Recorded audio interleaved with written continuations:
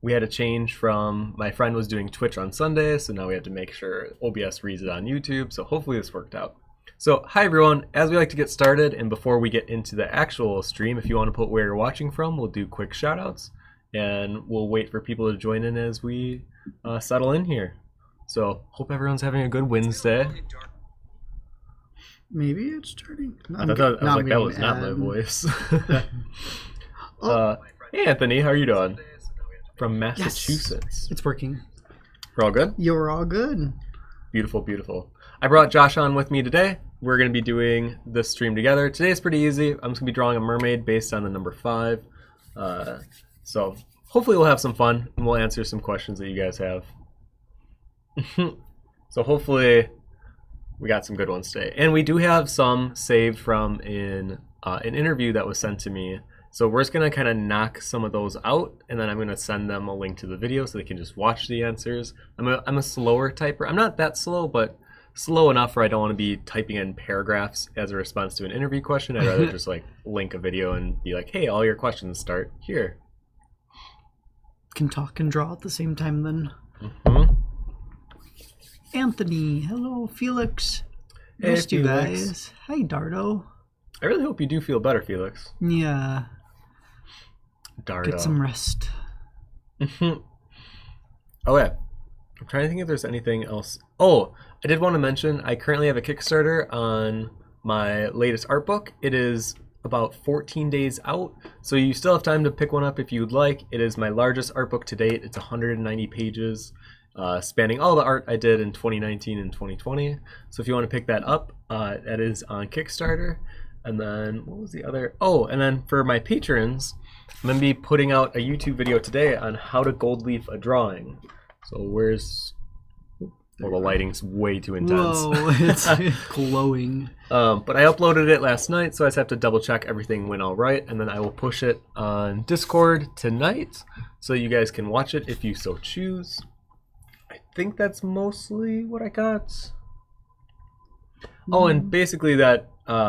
The stream, I'm going to be asking for suggestions on the actual merman. So if you guys have like a specific fish or you want to see some aquatic nautical elements added, this one's literally open to interpretation because it's a sketch. This is something I'm not going to turn into like a final drawing or anything. So we're just going to have fun with it today and get as gaudy and fun as we want. Didn't recognize Josh for a second. Oh, that's right. Josh has dark hair now. Well, I bleached off half my hair, so then I had to get it cut. It's really short right now. Hello, hello. Hey, Lena. It's 8 a.m., so I'm in the middle of doing other things, but I'll be joining in sketching. Yeah, so if you want to come join me, I should have posted this in the Discord, but I feel like it might be even more fun if you draw your own number 5. Oh, I should have done this from the beginning. If you guys want to join me today, draw your own number 5, and then basically draw a mermaid on top of that. If you're doing this traditionally with like pencils, draw it really light with like a 2H minimum, like a 4H or a 6H would even be more preferable, and just draw like a 5 really lightly, and then create a merman or mermaid out of that. And that's what I'll be doing. And you know what? I should be doing this every Wednesday. We'll be doing these kind of like Mermay streams. And me and Josh decided the big 400K stream that is going to be a much longer one. Originally we were going to do it this Saturday, but we're pushing it till the end of the month. Just so we can get all of the planting stuff outside done, because we gotta get that done like now, or else we're gonna be too late. Tim keeps saying the stream's gonna be like 10 hours. 5 You minimum. Originally said 10 hours. I want to do a 10-hour stream eventually, but then I want to be doing just hands. I don't know when I want to do that though. That'll be really cool though. A cinnamon girl, marry me.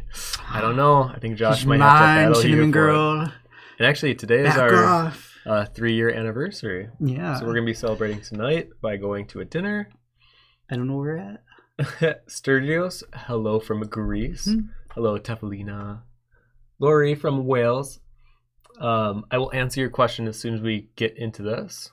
Enrico, hi from Italy. Hello, hello. Letsia from Brazil. Anne-Marie from Netherlands. Medha from Bangladesh.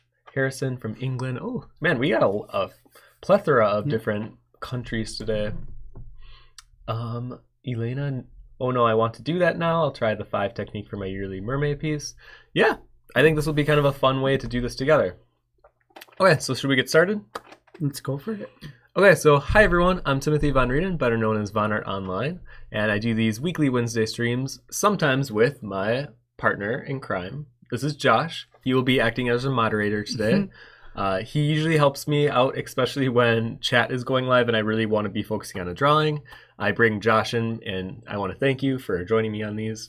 And you can ask him any questions you'd like as well. But if you have any questions for either of us, just please put at Vonnart before the comment or question, or at, what is yours, Schwa? At Schwa. That way we can kind of see the comments. I mean, since I have you, it's not as hard, but it still helps us out so that we can moderate the chat and keep the conversation going. So today we're going to be doing a Mermay themed stream by basically every day of this month, I'm going to be turning the number of the day into a mermaid. So today I thought would be no different, and I thought I would do it live with you guys. And we're going to be doing the number 5 for May 5th. So if you guys want to join me today, basically draw out a number 5, like I mentioned, and do it really lightly, and then we're going to create a mermaid from that. Now, we are going to be doing any questions that you guys may have, but we do have these 5 that we want to get through first. That way we can send the interview questions back. So maybe these are questions you might have as well. And then I'm going to start drawing. So Josh, if you want to start, make sure you ask all of them. Well, technically there's 6 plus the 2 that were on the Instagram one too. Maybe we'll do how about we'll do one of the pre one and then one of the active live one. That way we can keep it active. A little back and forth. And then as we're doing that, let me go ahead and set this all up. All right. Okay, so I'm going to start going, and then Josh, if you want to start asking questions. But I will say, as we're going, looking at the number, try to look at the number as like a motion line. And I'm trying to create a body and a proportion that fits with the motion. And then I usually have the bottom half of the number kind of represent the tail. So that's giving me a clear indication that this will be the torso area. His butt will probably be here, and then the fin will carry around.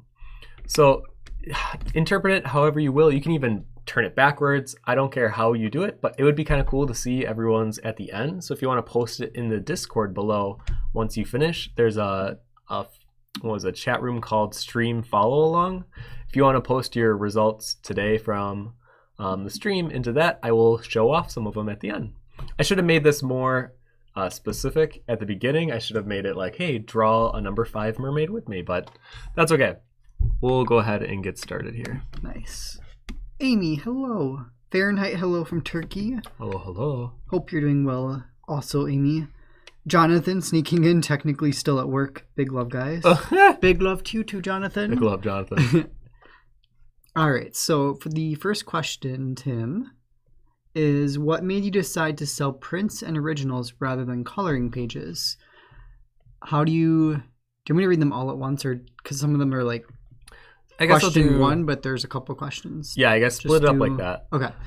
I decided to sell prints and originals because I went to conventions and I kind of saw what everyone else was doing. I was 21 at the time. And I remember looking around and just seeing, okay, this is another way that artists can make money and be financially sound. So it was kind of a natural way of observing and then executing what I thought was a way to make money, rather than coloring pages. I never looked at my stuff as a coloring book option, but I always get a lot of comments about when will you make a coloring book. I honestly probably won't do one. I always see graphite as a finished thing. And I think it's been part of my mission when doing a lot of graphite is to hopefully help change people's minds that graphite and pencil work can be a finished illustration. And I give a lot of credit to, I feel like I'm just standing on the shoulders of the graphite artists before me, and especially ones that I consider masters, Alan Williams. Seeing his booth and have it all be pencil was mind shattering for me. So I really want to keep that consistent. And I think if I include a coloring aspect of my work, I think then it becomes, everyone will see it as unfinished. And it's coloring it would be finishing it. So that's why I don't do coloring pages. How do you determine your price? Ooh, we talk about this couple times on artists undervaluing themselves and underselling themselves. I think especially when we're young, we tend to always be like, anyone that will want to buy our art, we'll make it the cheapest, the most accessible that we possibly can, because we're just so excited that someone else would want to have our work hanging in their house or apartment, whatever. So I think we often make it really cheap. And I always looked at how other artists are promoting their work and selling it, especially at cons. That was kind of like my base. And at that time, this is like 7-8 years ago, everyone was selling prints for about $20 to $30. That was like the average. And then as we kept doing cons, we kind of slowly saw it go up. Actually, no, it was pretty consistent until me and my friend Pui, we had this drastic idea of like, let's just make it more expensive. And I'm sure other artists were doing the same thing, so it's not like we invented this. But there was one con where we both came and he had his prints at 40 and mine were 35. And I remember thinking this was such a big jump. I don't know if people are going to buy it because we're definitely more on like the expensive side. But then it really worked, especially for Pui. His $40 print tier seemed like the golden number. And there has been apparently this study where like the number 4 apparently is better for sales. It's like this. I gotta find the actual study because I heard this from Annie Stagg. And it seems to be true because I made my pins, instead of $15, I made it $14. And that seemed to be like a golden number. They were like selling like hotcakes. So we now pushed it to 50 literally last month. And I think as you progress through your art career, naturally things will get more expensive. I mean, take into account inflation, obviously, but I also think you start valuing your work more, and especially if it becomes more in demand, then you can charge a little bit more for it. So making a price for prints is really difficult for me to assess without knowing your work. But I think it's good to recognize kind of where you fit in your art career, and does your work have a demand for it? And if so, then it becomes a little easier to figure out what price tag should have on it. Also, I think I'm going to make this merman more of like a vanity one. I kind of want him like holding, I want the tip of the 5 to be like his arm. So I see him like holding a mirror, kind of like looking at himself, like like combing his hair, like the hair like floating. And then I'm going to be flipping the canvas frequently. It's like the beauty of digital is you can flip things, see how the proportions look from every angle. And then if you guys have any type of fish that you want to include, or that you want to see me include into the elements of the merman, if you post it into the stream follow along as well, I'm going to have Josh, if you could kind of help with that too. Yeah. Because I think if we're going to be doing this like vanity merman, I think having more like beautiful fins and fish style would be preferred.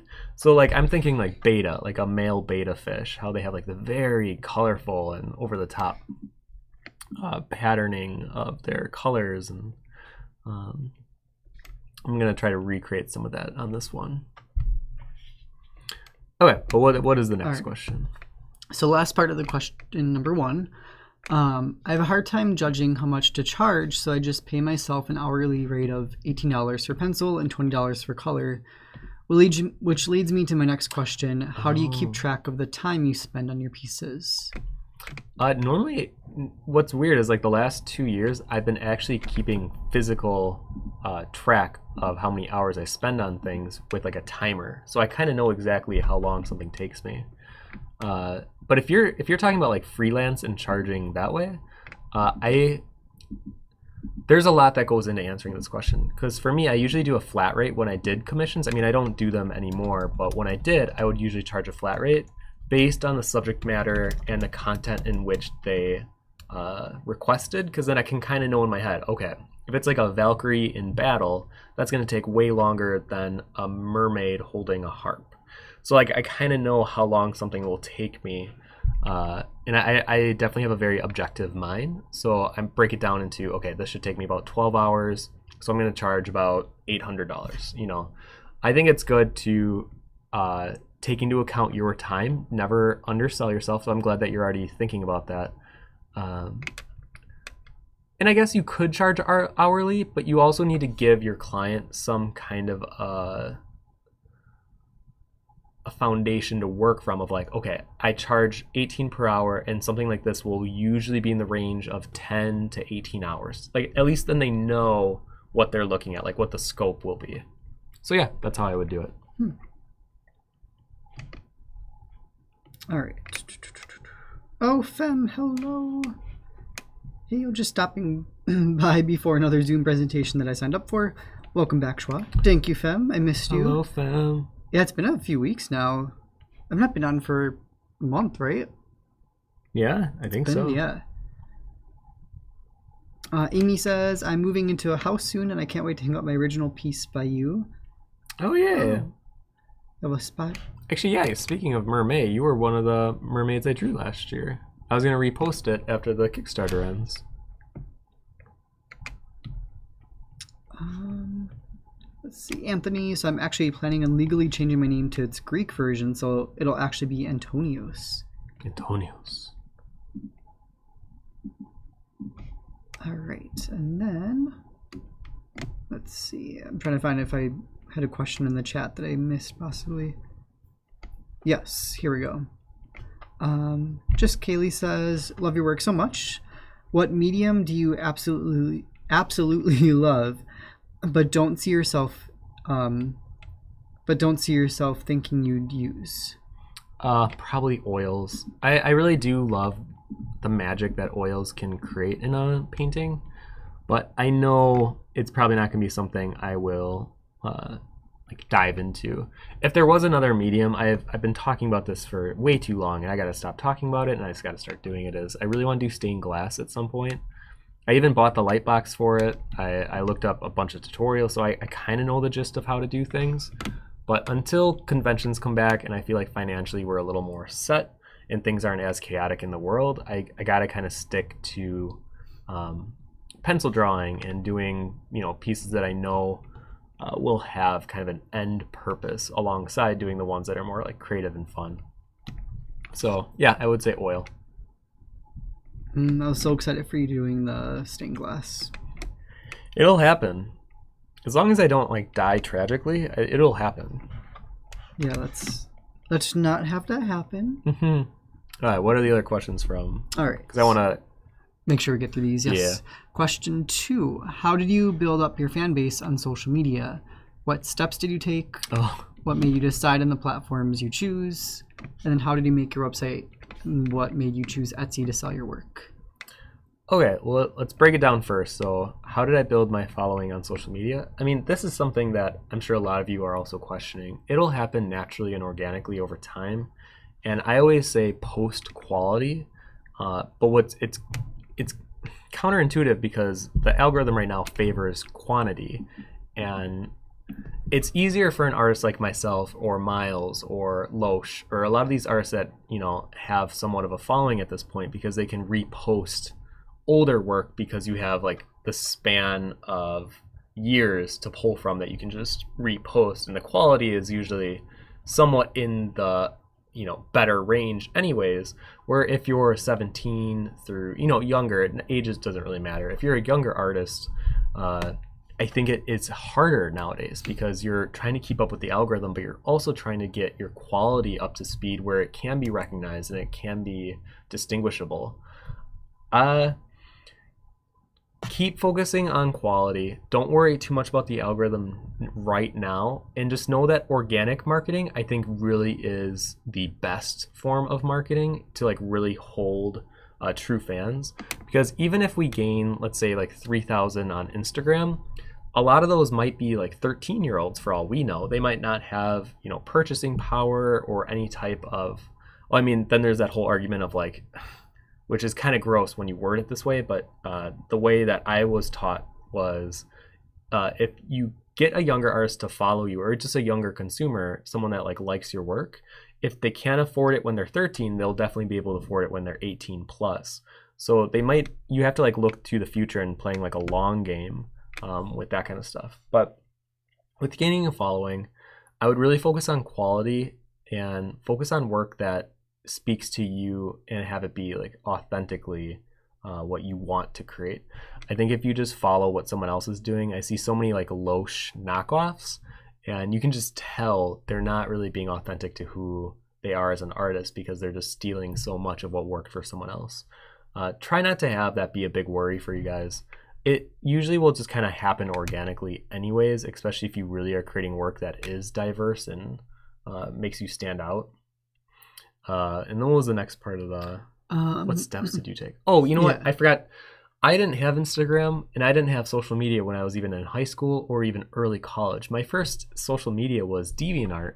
And I know it's kind of like nowadays, like the redheaded stepchild cliche where no one really uses it as much. I would say like Instagram, Twitter, hell, even YouTube or TikTok are like now the big ones.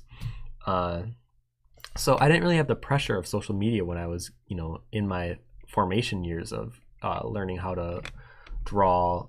And I think that really benefited me because I think there's too much pressure. Anyways, I started with DeviantArt and then I moved on to Facebook once Facebook became more of a thing and you could have your own page. So I had my own Facebook page and I thought that was going to be like my one-all be-all.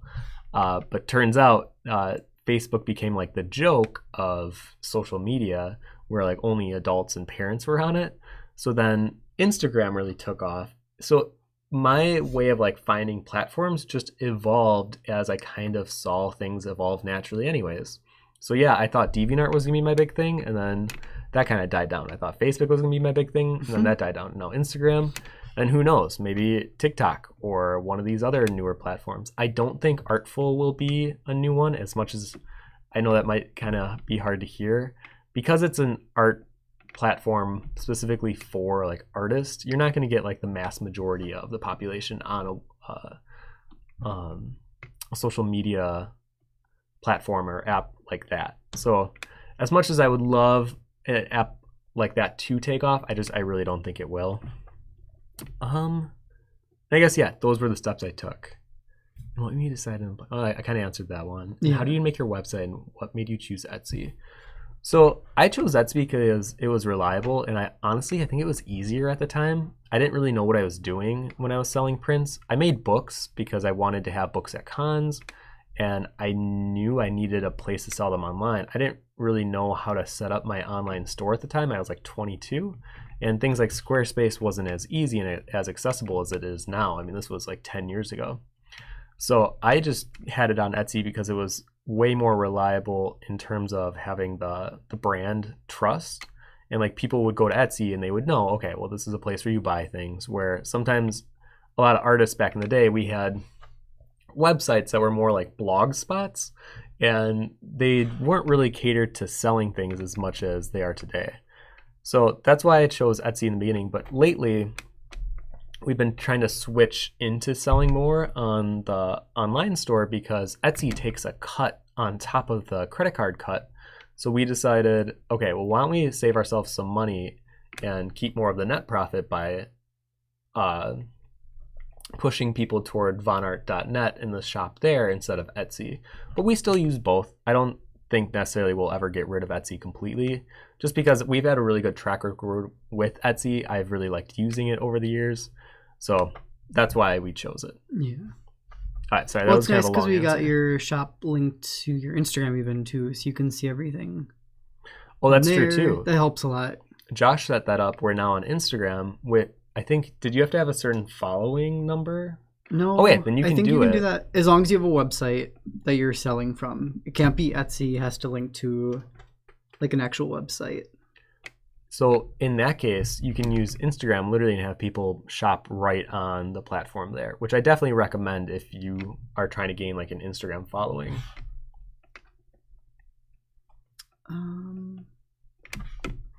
Next question is, how do you keep from smudging your artwork? I know careful hand placement, but did you have to train yourself to do so? Did you find effective training methods? It's hard for me to remember when I'm in the middle of a piece. I don't work in a very linear directional fashion. It's all kind of just a little here and a little there. So this is probably one of the number one questions I get asked on Instagram. And I literally I never place a paper under my hand. I don't use any glove. I think the real trick is I work with lighter pencils. So 2H is what I primarily use for the entire underdrawing, like the foundation of it. And that graphite is so light that it usually won't smudge. It will a little bit, so I always keep an eraser at hand. So I would say my answer would be just a lot of patience and learning to work left to right and not having your hand be placed on an area that would smudge. Because as soon as you bring a HB, or especially a high B, like anything higher than 2B, it'll smudge for sure.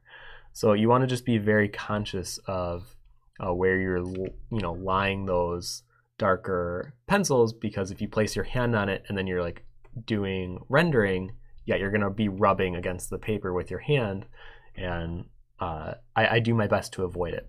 But it does happen. Every drawing I do, there will always be a little bit of smudging, so I just always have my eraser on hand, and I do use it frequently. So that is how I do it.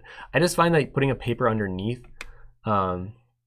I don't like when it slides, especially if my hand slides even a little bit while I'm rendering. It really like bothers me, because if I'm using my mechanical pencil, I'm pushing into the paper pretty hard. So if that slips at all, I can't erase the mark that it makes. So that's the only reason I don't really use a paper. And I feel like I've conditioned myself so much over the years to not draw dark that it's very rare for any of my drawings to be that dark to begin with for me to smudge them. So yeah. I'm liking his fin. Yeah, right. I don't know what's going on, but I kind of like it. It almost looks like waves. It almost has like, the center of a jellyfish? That's kind of what I'm seeing right now. I guess I could make him like a jellyfish one. And then have like a bunch of these like tendrils. But I don't want to lose the number. That's the only... Oh, true. Maybe I'll just have like 2. I'm gonna clean up some of the upper body, and then I'll do a cleaner patch on top of the whole thing. This is also the beauty about digital, is literally you can be sloppy as hell. And then I usually make the layer lighter of an opacity, and then I just refine on top of it. This is not a process that is new to anyone. I feel like if you do digital work, this is very like common. So I'm not doing anything groundbreaking to show you here. There are some fishies in the Discord also, so I know when you want to start looking at those, but let me know. Oh yes, probably once I start doing the cleaner pass, then we'll look at all your guys' suggestions. Perfect. Felix, why do cats always cat like they're starving when they had food less than 2 hours ago? Very true. I feel like that's been Casper lately. Astrid usually complains about food too. Astrid will yell about food and then walk over her bowl and realize there was still food in the bowl. So I'm like, girl, calm down. It's in the bowl. Casper just likes to eat food though right now. Yeah, Casper is just one of those growing kitty phases. Yeah, hungry kitten. All right. So we are in question number 4. How do you photograph your artwork, or do you just scan it? I have a hard time getting the clarity and detail required to accurately represent my drawings. So I normally do just take a photo with my iPhone, but I do have like a couple places in the house that I know have good lighting situations. So if it's during the day, especially if it's overcast, I take it in the back room where there's a bunch of bounce light, and I usually set it on the floor. And then lately, I bought this selfie camera light. Oh, if you can even see this, yeah.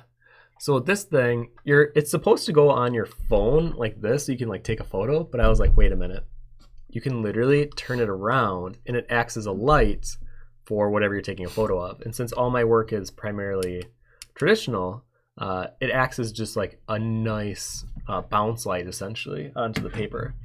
So I normally take a photo with my phone, but if I'm going to be doing like a final scan, I do use an Epson 10,000. I think it's an expression is what it's called, scanner. And it's really nice for getting like high quality scans. I think it can go up to like a crazy resolution, like 10,000, but honestly, you don't really need anything more than 600, and even 600 is pretty good. Like 300 is standard, but it can go up to 10,000, which is crazy. But I always scan things at 600, and I try to keep the drawing as close to the original pencil drawing as I can. Sometimes I'll edit the values just so it has a little bit more contrast, but yeah, that's how I usually take photos of the work then. All right. Did you find that creating process videos helped you gain exposure? Do you sell your art in your community too, or just online? So did you find that creating process videos helped you gain exposure? I mean, a little bit, yeah. I got a job at CG Cookie right out of school, so yeah, teaching was my big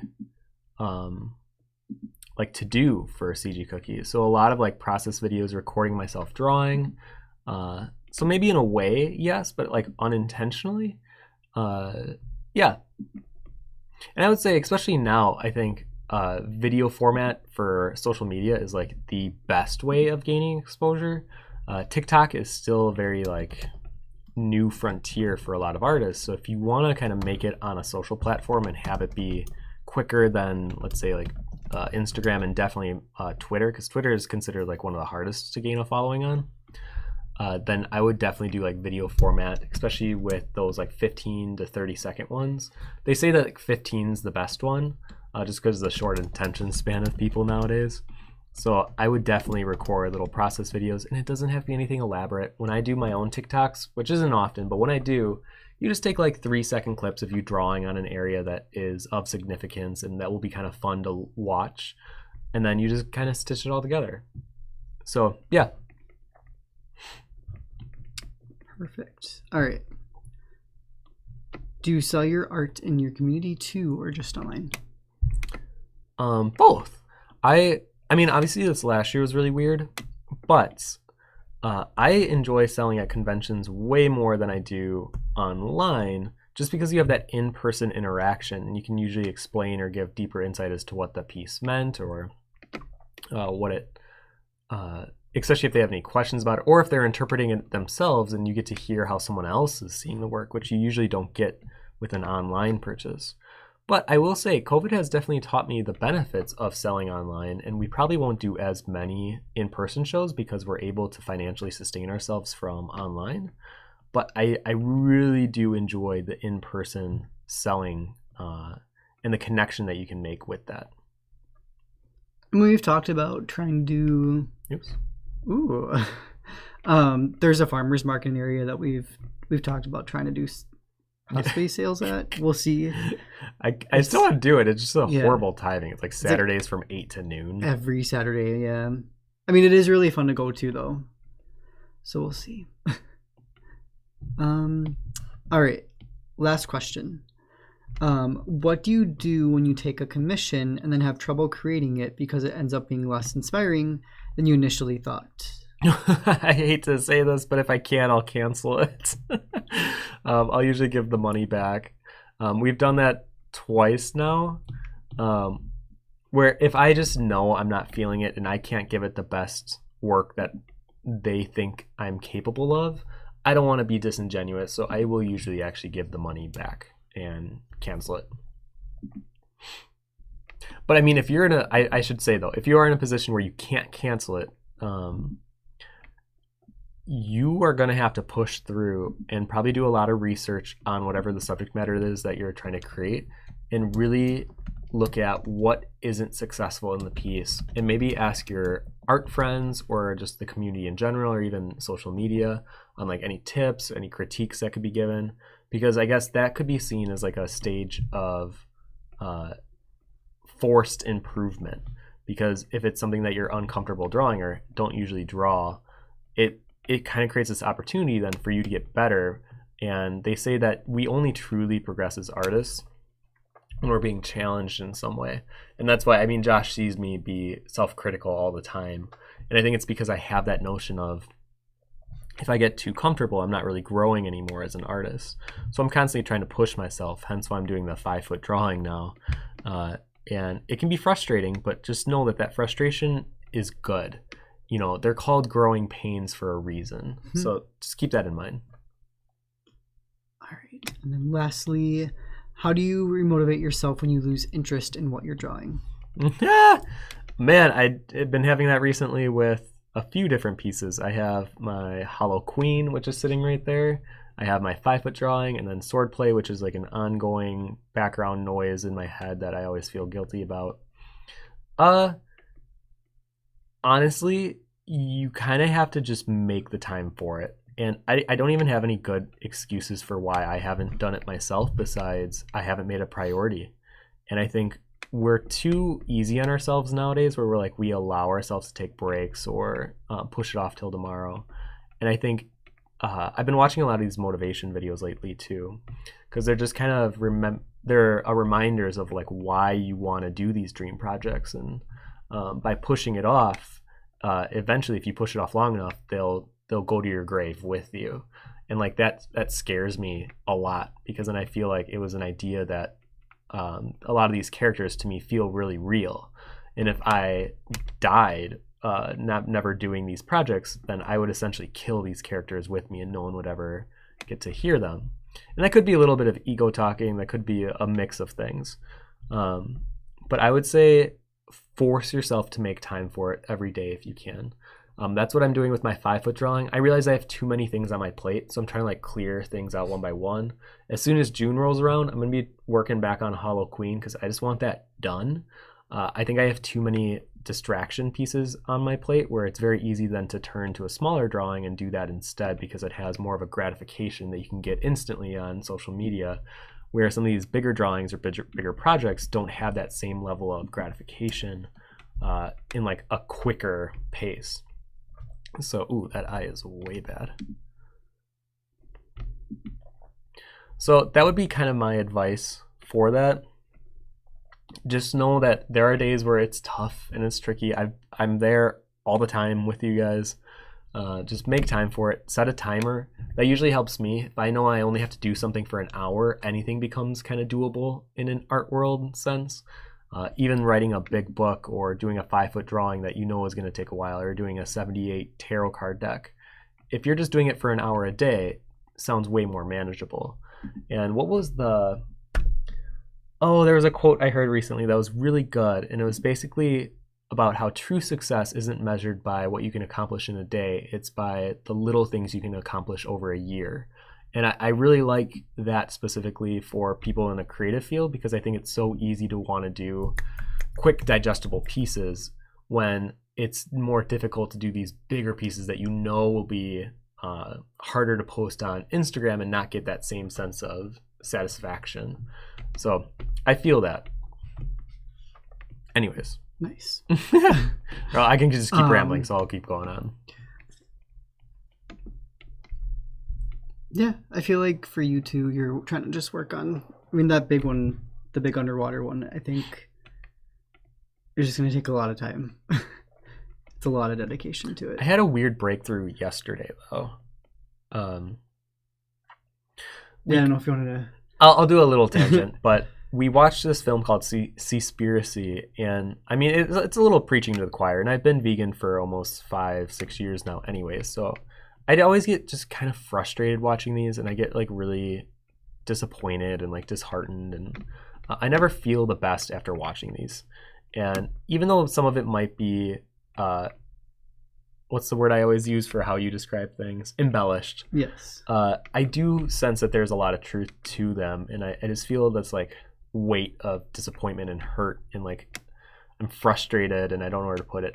So anyways, I went down to my drawing and I was just looking at it, and I had so many weird emotions swirling through my mind, and I was like, okay, Tim, you just gotta work for an hour, work on this building and these 3 mermaids. And as I started to work on it, honestly, I started to feel better. My mind started to think of like other paths and other ways to assess not only the situation, but then I got kind of distracted by what I was drawing, and I became like enveloped into the world that I was creating in this piece. And it was like a nice escape from reality, which I think I needed, because then when my hour finished, I was more calm. And then when I thought about the movie, and like when I thought about how I'm reacting to it, I was much calmer, and I was able to look at it in a more, and my reaction to it more objectively. So I guess I try not to be reactionary with things, because I don't think that helps anyone when anyone's being reactionary. It's a lot of usually like quick takes. Usually it's a lot of anger. I don't think good conversations or discussions ever happen through anger. So yeah, anyways, that's my little tangent. I forgot what the question even was. I don't even know. I'm so sorry. I don't know. It was conspiracy. Yeah. Yeah, that was good though last night. But it's one of those movies after you watch it though, you definitely have that like groggy feeling almost. I don't know. You kind of just feel, what's that word? Not great. Yeah, that's the word. That's the word. Yeah. I don't know. It's like a weird icky feeling. Not a question, but the link to your Instagram in the description doesn't work. Oh. Yeah, there's a couple links that are being weird. So Discord link isn't working right now, and then the Instagram one's not working right now either. Why? So They look right. Yeah, well, when you click the Instagram one, this is what it does. Oh, weird. Yeah, you know what? I copy and pasted from the last stream, so maybe that had something to do with it. something got like thrown in there somehow. I have no idea because the link looks right. I don't know why, if there's like a hidden thing. I don't know. I will look into that though. Thank you for letting us know.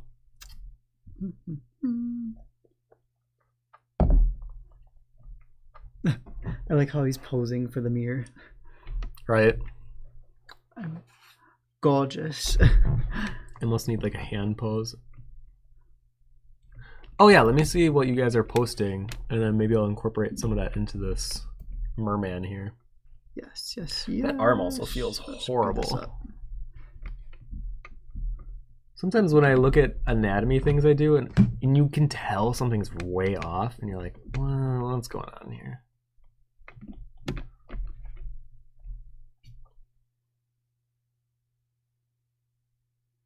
Oh, that's why his thumb would be lower too.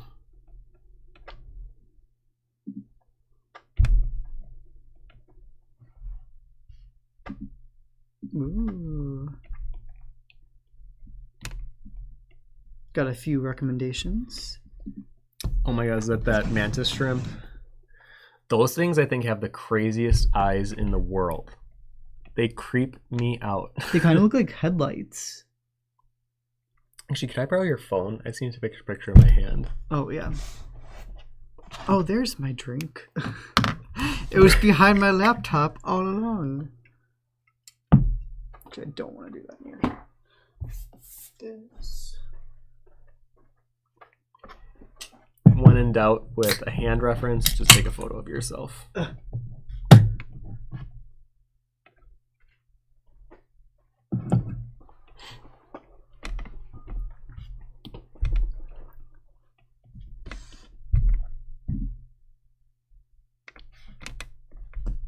Oh yeah, that's a good way to do it. Mm-hmm. I mean, this is almost always how I do this.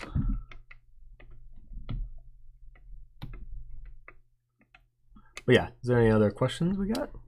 So we have those other ones from Instagram too. Oh yes. Eloy says, on my lunch, glad to catch you live before I go back to teaching art. Oh, well, welcome for the short moment we have together. Hope you're enjoying teaching your class today. Oh, Anne-Marie, sorry I'm late. I hope you're both having a wonderful day. I cannot speak today. I hope you are both having a wonderful day. Same to you. Thank you. Anthony says, I was once told to have a separate account for myself and then my artwork. And honestly, that advice probably saved me a lot of headaches. I think that's important. I think knowing what works best for you is a good start with understanding how to navigate social media without it overtaking you. I know for myself, I already get overwhelmed by how many interactions I have to do, not only with my own Instagram, but with like my own friends and family. So me having 2 Instagram accounts was like way too much. So I decided to kind of make it all in one.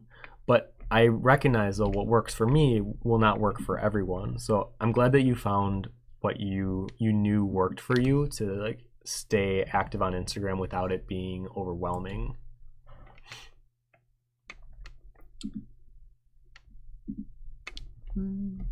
Just trying to get through some of our YouTube ones. Oh yeah, where did you get that light clip?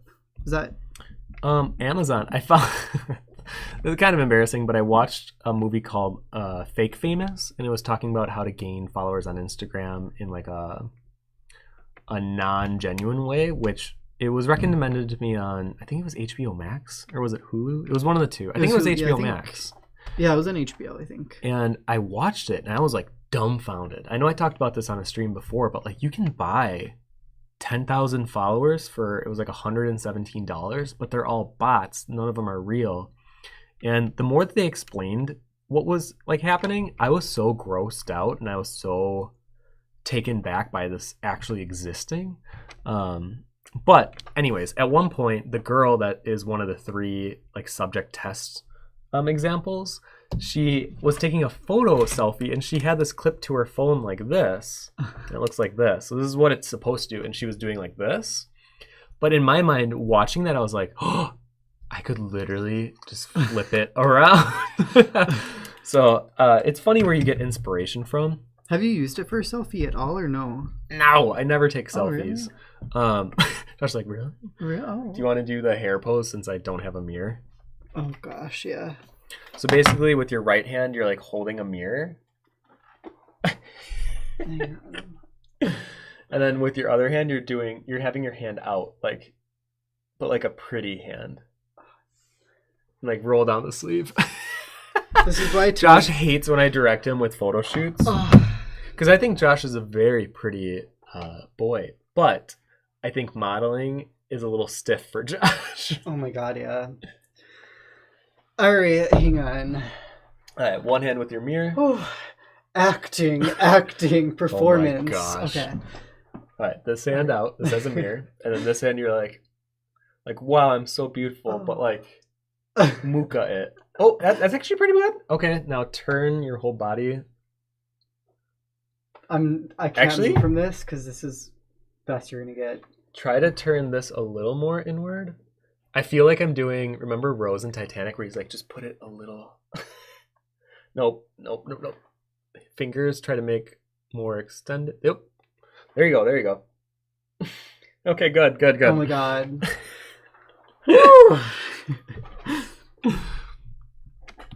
Anyways. Oh, wow. Right? Pretty good hand pose.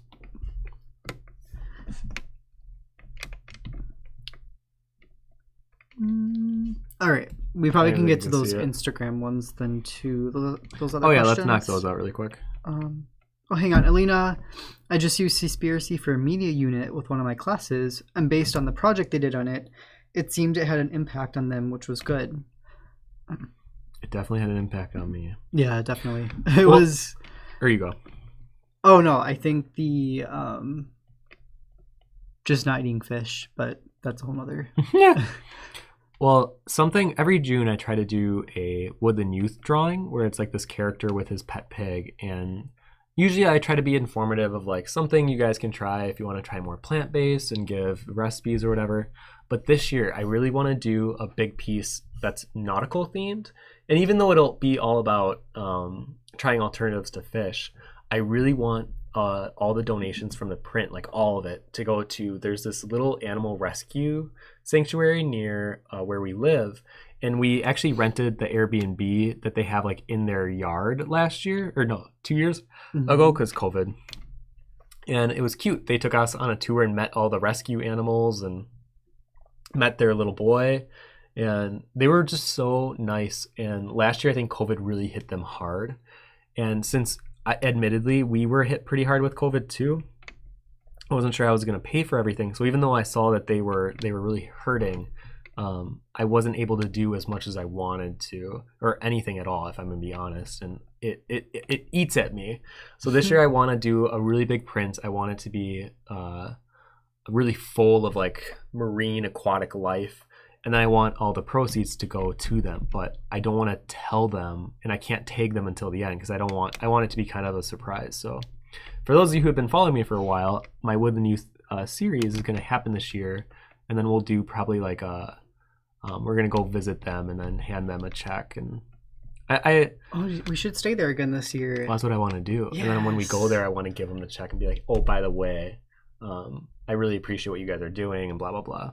So anyways, what Seaspiracy gave to me last night is remembering that, you know, art is great, and I'm glad that I am able to support myself financially through it and like the people I love through it. But I want to continue to do more with it. I don't want to just get comfortable. I don't want to be one of those, what was the word I was saying last night?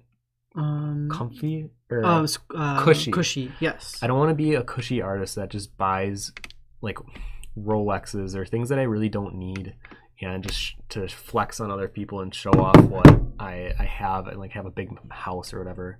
I really want to give back to those who I really do believe are doing good in the world. And it was like a good reminder. So if anything, Seaspiracy was like a good reminder of like, help out those that you believe are doing a good fight, in a fight that you believe in. So anyways, tangent rant over. All right, next set of questions. These ones are from Instagram. There they are. All right. Question number 1. What are the positive impacts of the pressures, algorithm, comments, etc. of Instagram on your art, well-being, quality, motivation, mood, etc., if any? Positive, by the way. I'm curious if any of you feel this way too, but I actually get really motivated from competition, and specifically given like a goal or a challenge to try to overcome.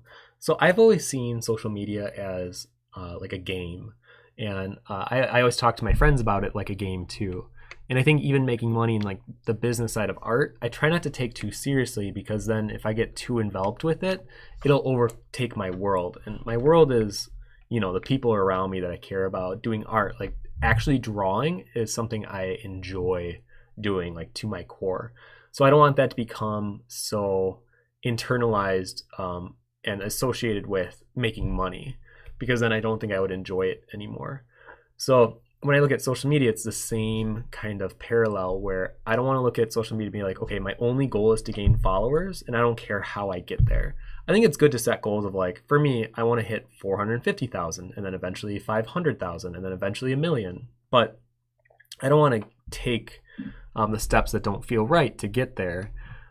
So I always see it as a positive thing, where I do recognize, though, it can be a negative pull. I've definitely that's question 2. This was just the positive impacts. Okay. Yeah. So I would say it makes me work harder. That would be the biggest positive impact. And then the other positive one is you get an outreach to people that you will never meet, most likely. And then you have people view your work and hopefully connect with it. So yeah, those are the positives. Perfect. And then basically question 2 is the same thing. So what are the negative impacts of the pressures? So the same with algorithm, comments of Instagram on your art, well-being, your mood, motivation, quality, stuff like that. You know what? I should have also mentioned this for the positive too. I feel like it gave me a thicker skin just in general. I mean, especially when I was back in college. I mean, my stuff was being called, gay, Justin Bieber, knockoff, sometimes the F word. And I initially was like, at that time in my early 20s, I was such a bullheaded person back then that I was like, whatever. Like I would just kind of like throw it back. But I think it's got me a lot of understanding of like how to respond to aggressive, angry, negative comments. And I think especially now that I really do see everyone as an extension of myself, I never respond with more anger or with aggression back.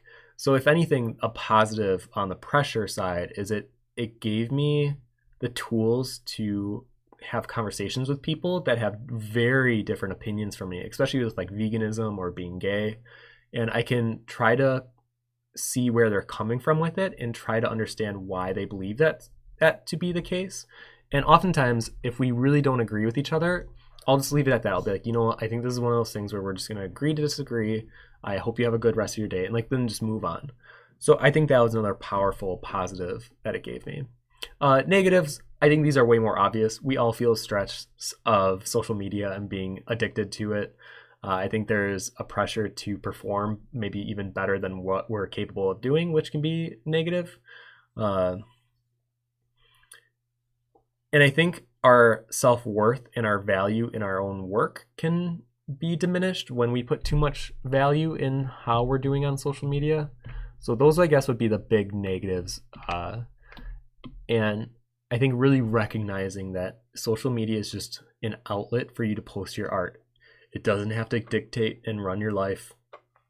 I think it's really easy. I need to take a drink of water though. I think it's really easy for the younger generation to see something like Twitter and think, okay, if everyone on Twitter is outraged about this, then the whole world is outraged about this.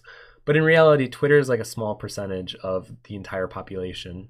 And usually they're the loudest and angriest. So I think not allowing social media to dictate how you act in your normal life is a good lesson to learn, but I feel like it definitely has a lot of negative impacts. And we saw a lot of it last year. I mean, it was like thing after thing last year where people were getting so stressed out and angry about it, and a lot of name calling, a lot of like drawing lines in the sand.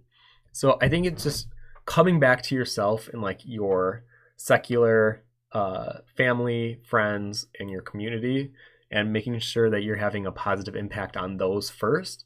And then social media is like the last ring of people that you want to be super concerned with, because you want to make sure that, you know, you're in the very center, take care of yourself first and foremost, and then vibrate out.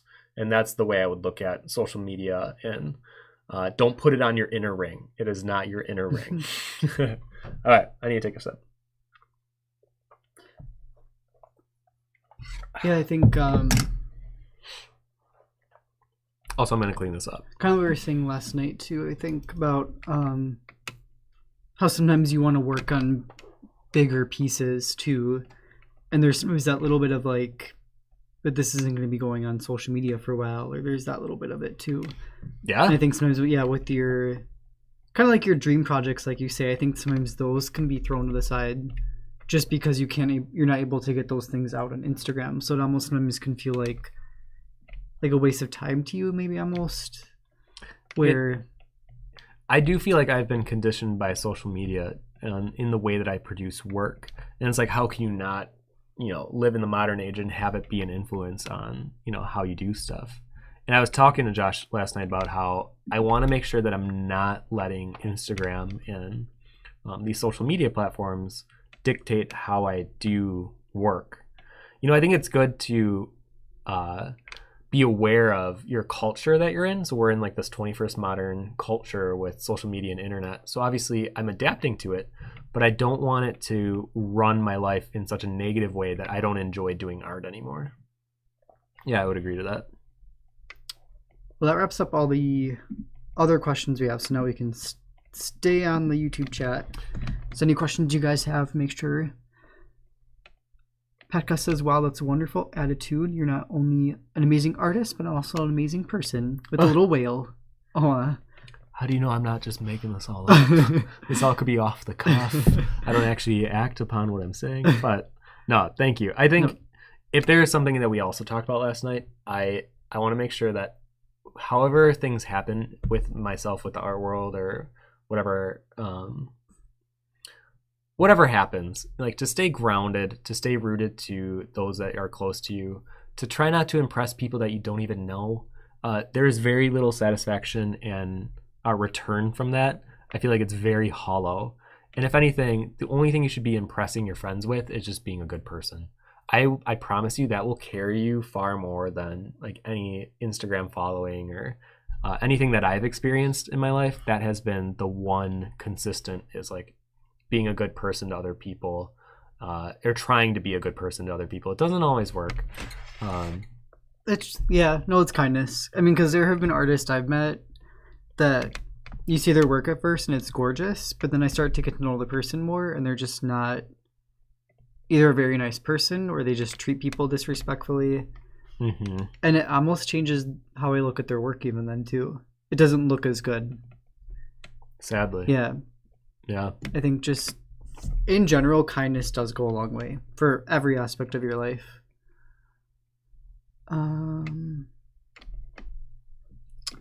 Felix says vampires could also have really interesting bright blue eyes. Oh, that's right. Maybe you can incorporate one in your underwater piece. You know what? Let me open Discord on this monitor too, so I can see what you guys are posting. Okay. I'll say I do have the stuff open here too. Do you have the keep? Oh no, it's right. Okay. No, that way you can stay focused on that, and I can pull this up then. Yeah, there's a few in there. Oh geez, where? Oh, there we are. Dina, but like a pretty hand. Yeah, that's when I'm posing for Tim. I put up with the comments. Oh, you guys have some great poses with the number 5. Actually, when we finish the stream, if you guys want to post them all in the Discord, the stream follow along, I will reshare you guys on Instagram. Like I'll make a collage of like 4 artists at a time in my post. These are great. Like look at, Ooh, right? I should have made this a challenge. Maybe I'll do this next year. This was like such a weird idea that I had when I was outside on May 1st of like, oh, I'll turn the number 1 into a mermaid. Yeah, it kind of came out of nowhere. It really did. But I think it's a fun way to do it. Yeah, I love it. It keeps your senses sharp then too. Like, how can I work with this? Yeah. Actually, I'm excited to see 6 too. I'm trying to think of like a weird number. 9? A weird one would be like 28. I have no idea what I'm going to do for the double digits. You're going to get to double digits. I know. I still don't know what I'm going to do yet, actually. I'm looking up jellyfish at the moment. Oh, I could make him... Hold on, guys. I have an idea.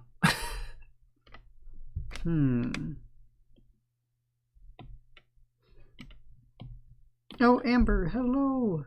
Hello. Your sister, Amber? My sister, Amber. Hello, Amber. And Anya, if you're here too. Amber is my sister. And she has 3 wonderful children.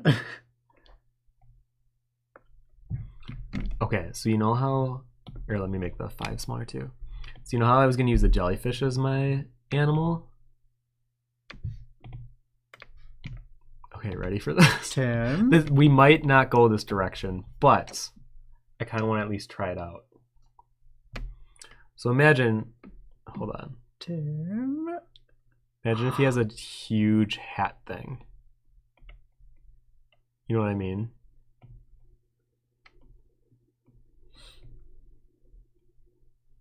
Ooh. Hold on. I gotta try a few different examples of this because I see it in my head. I need to make it work. I don't like that shape though. I'm gonna have to try a few different shapes. But anyway, if we can keep I feel like I questions. get what you're going for. All right. More questions. Alina says, just gotta say this is funny too.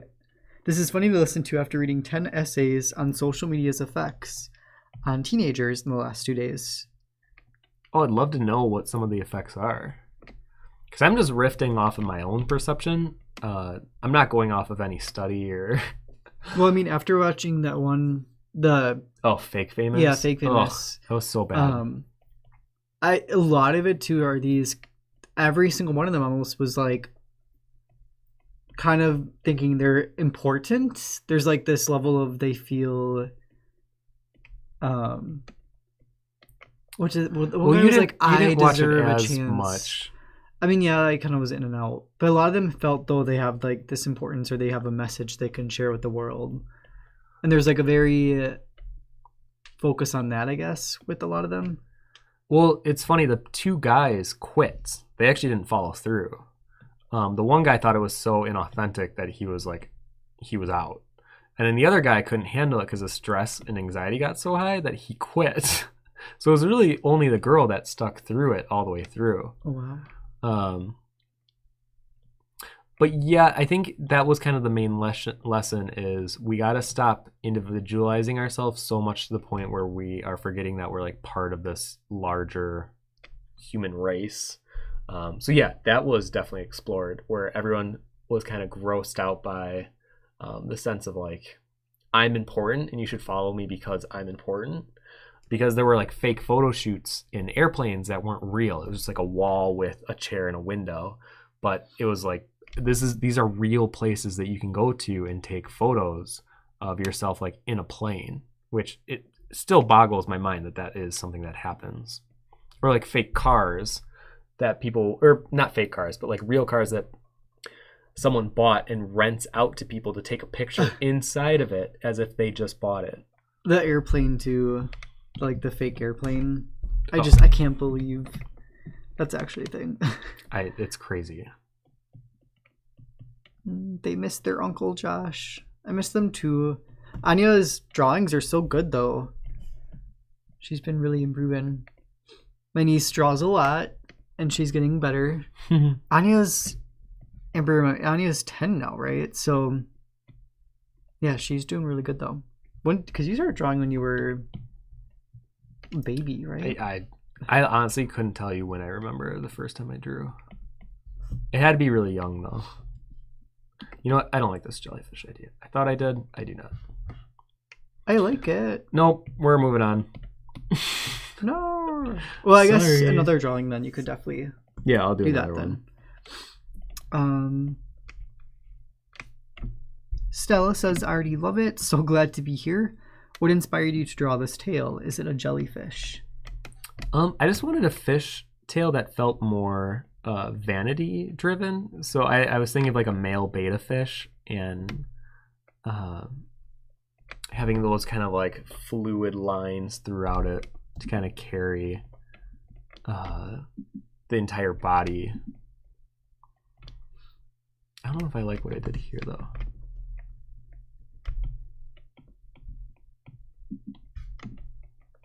Alina says the essays were written by 14-year-olds. One of them was like, it destroys your brain and makes you addicted and have body issues, but it's still fine.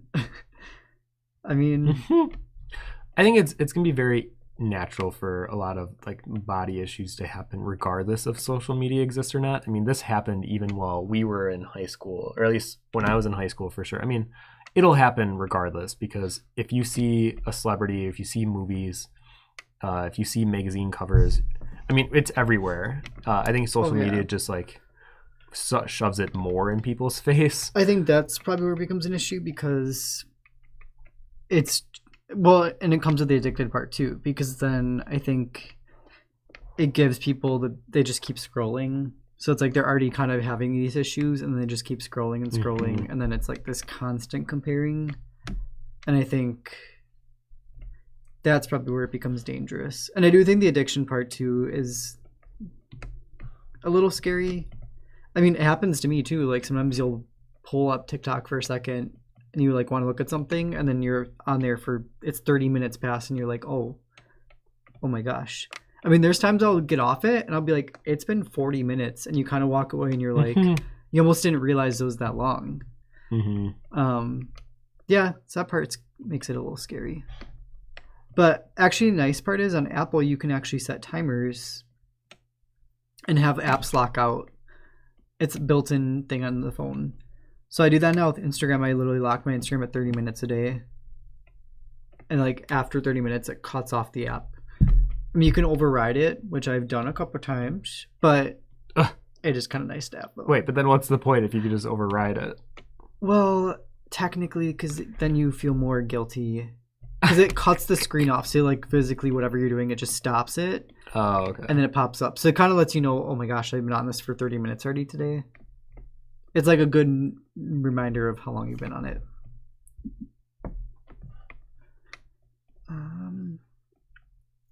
Aiden says, I heard you're important as in porn, and I got confused for a second where this was headed. Oh, no, I am not. Garrett says, I've definitely noticed a pressure to produce my art at a faster pace due to social media. Yep. I mean, especially the algorithm right now, I don't even know if I want to say this, but it favors basically posting every day, if not more than once a day. I think it was like 14 stories a week, 2 reels. Oh my God. It's something outrageous, and I don't want you guys to be bogged down, because I'm telling you, I do not keep up with that algorithm, and I'm still gaining followers at a pretty consistent rate. So no, like you don't have to be making this like check mark following the algorithm to be gaining followers. You can still gain it without that. I guess, okay, everyone always talks about the algorithm, but like, I guess first off, how do they find out what's working? Because how do you honestly know?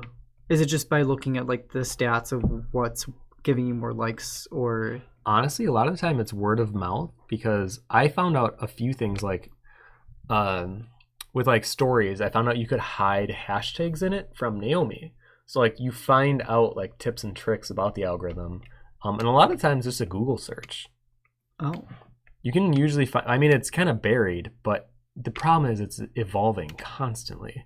So like you never know if you're reaching out in the best way. Like right now, it's no longer comments that dictate the algorithm. It is, or likes. It's literally reshares and saves on Instagram specifically, which is different than what it was even like 2 years ago, where it was like within the first hour of posting, how many comments you would get would dictate how well it worked with the algorithm. I guess that's where I'm like, but when we talk about algorithm, are people saying when you're getting good algorithm or whatever you want to say, is it because you're getting more followers then? Is that like what makes it a good algorithm? No.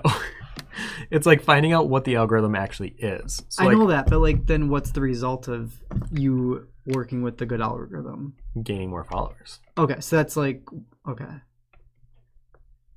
I mean, what honestly is the goal with Instagram or social media if it's not, because I mean, like connecting with people is obviously great, but you want your work to be seen as by as many people as possible. Yeah. So for an artist right now, like working with the algorithm is the number one way to do it. Yeah, I guess because then if people have to save it, I don't know what I'm trying to say, I guess, with it, but like if people are saving the post, Where are you going with I don't know. this? So you're saying if more people, like for example, save a post, then it's showing up in other people's feeds more often? Yes. Okay. It'll, or not even that, but on the search. So like, yeah, and when you go to the search part on Instagram or something, it'll show up there too. Mm-hmm. Okay. I guess, yeah. It's What just do you mean? I guess I don't no. know. That's I the don't- fact of it. I think algorithms some like spirit floating in the sky or something sometimes. No, It's it's just like that. Don't be afraid of the algorithm. It is something that. See, you're talking about it like it's alive, Tim. Well, because you're talking about it like it's I alive. think it is though. The algorithm is not alive. It is just a program created by humans to dictate who sees what content on social medias.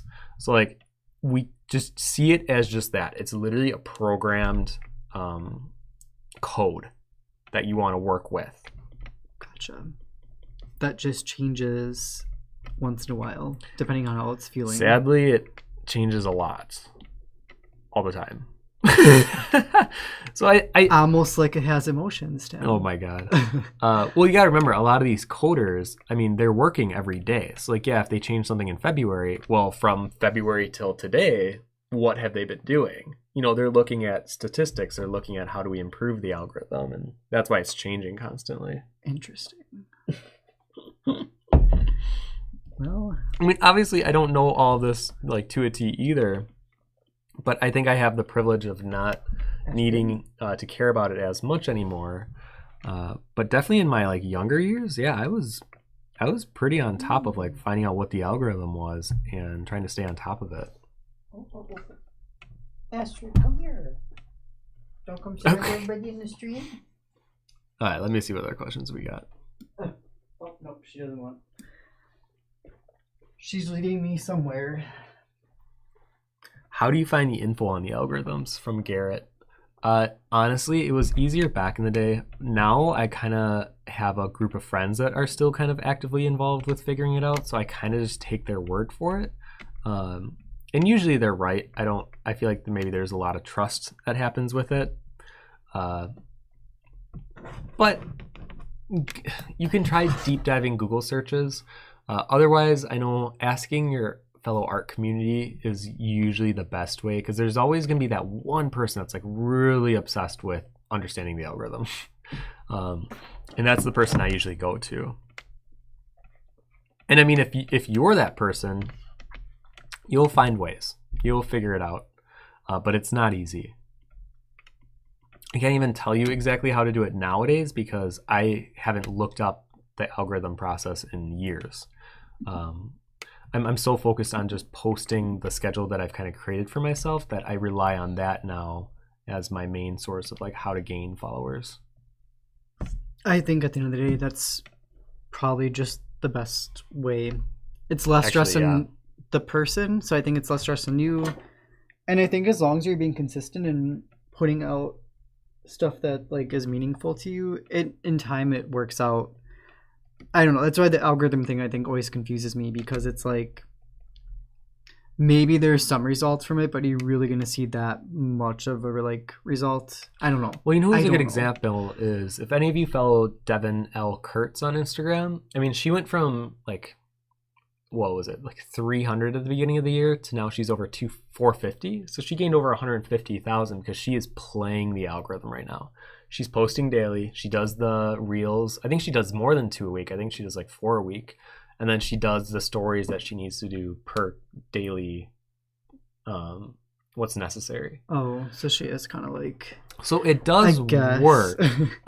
But I think what you're saying, though, too, is true, where you also have to be posting quality. I mean, Devin is of quality, where if she was just starting out and maybe a lot of her proportions are looking awful, she doesn't really understand color or like any of that, yeah, it probably wouldn't work in her favor as much, because you can be put into more people's search feed, but if your stuff still isn't good, you're not going to gain the followers that you're looking for.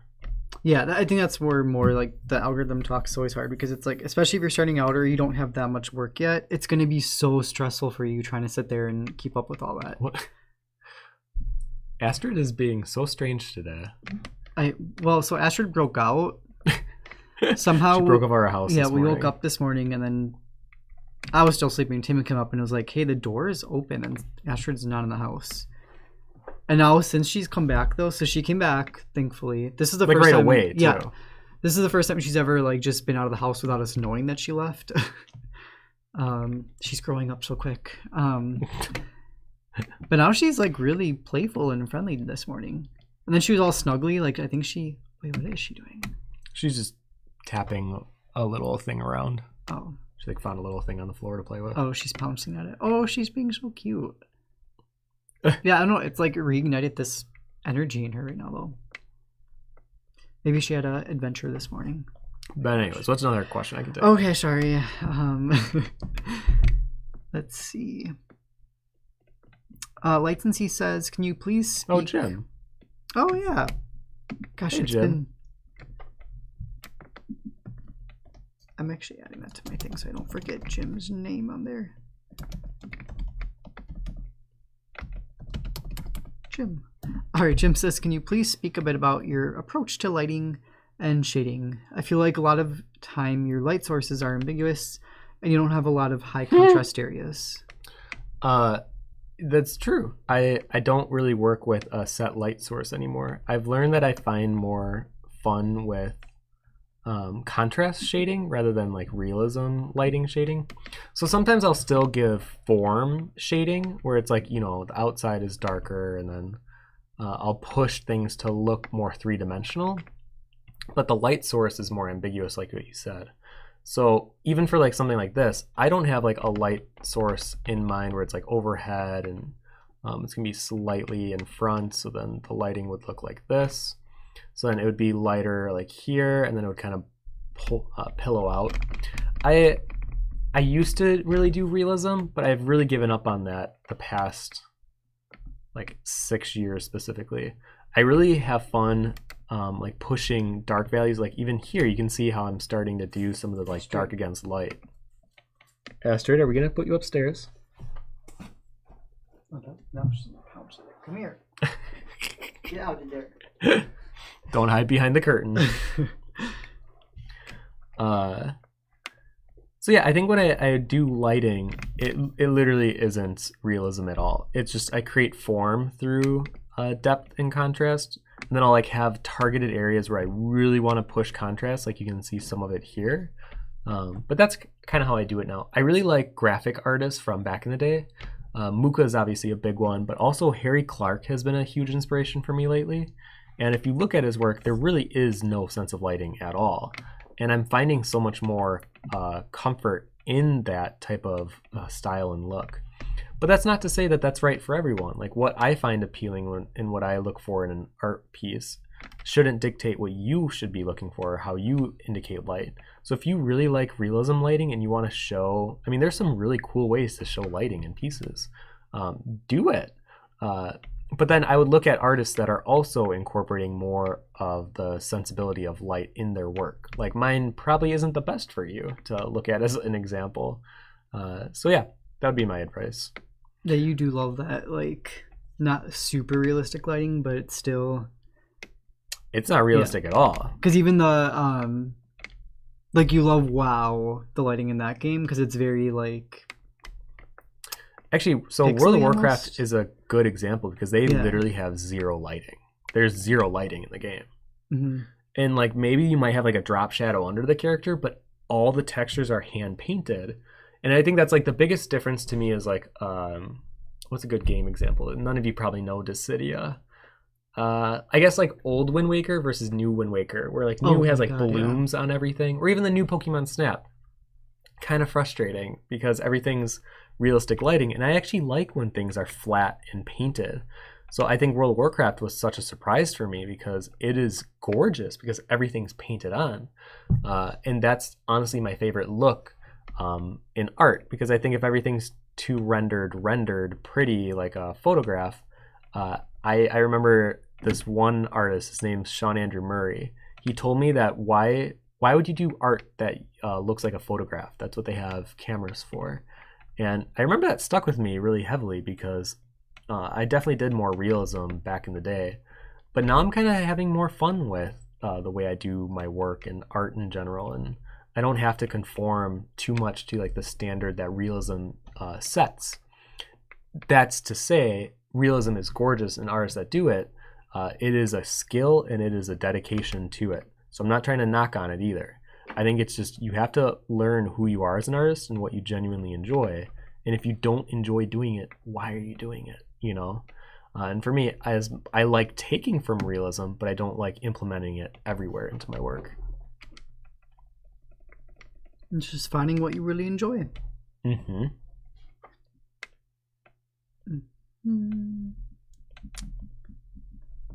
Garrett says, I definitely need more consistency. I've been working on a graphic novel and have been ignoring my Insta.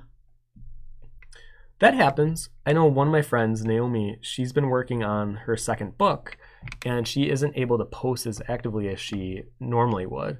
And sometimes that is just a necessity when you're doing bigger projects that you're going to have to take like a break from it. Or my other friend, Victor, he works at Riot, and he's doing League of Legends Arcana, the Netflix series that's coming out in the fall.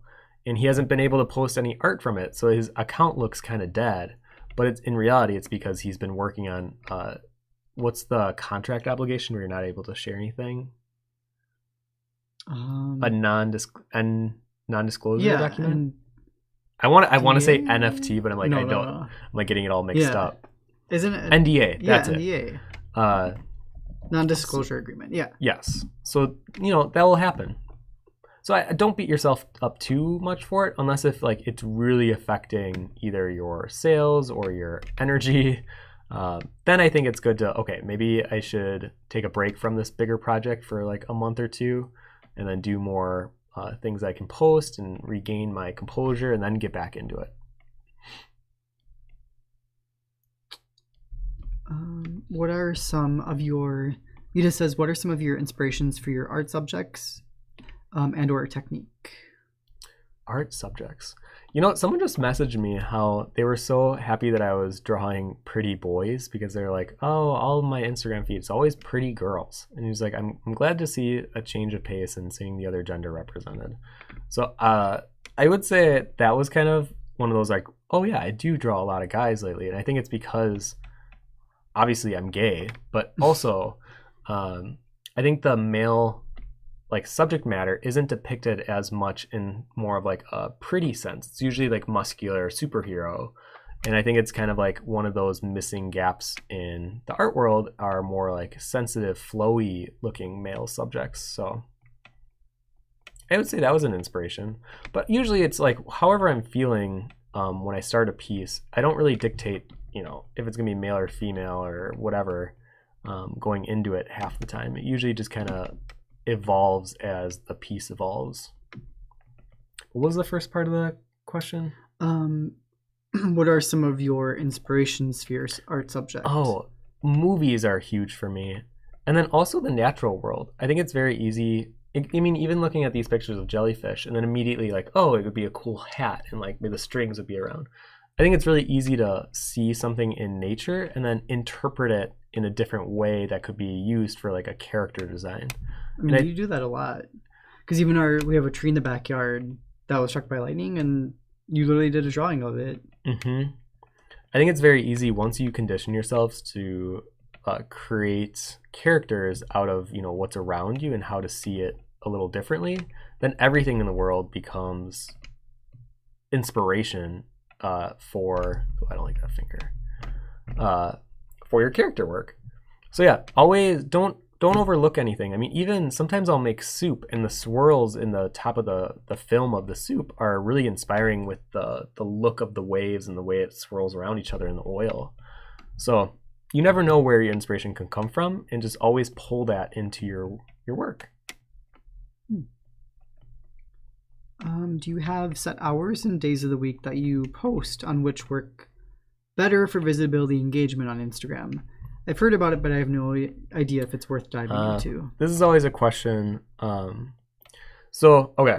I think if you guys look at any Google search, you'll find that the most active time for you to post, or like the most times that people are on it, are Wednesday in like the middle of the day.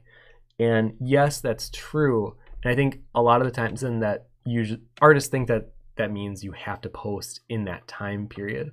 But what you don't recognize is that's usually when most people are also thinking they're going to post their content. So if you have most of the Instagram base posting at the same time, there's a good chance you'll get lost in the flood. So instead, I kind of created my own time frame just from over time, just like seeing when I post and kind of accidentally falling into it and recognizing, oh, okay, I post at like 1 a.m. And that worked for me for so long.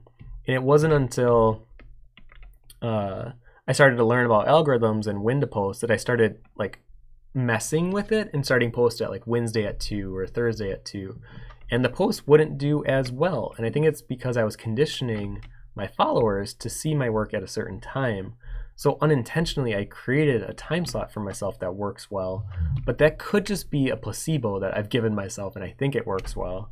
But yeah, I normally do post at like midnight or like 1 a.m. and that's just something I've been doing for years now.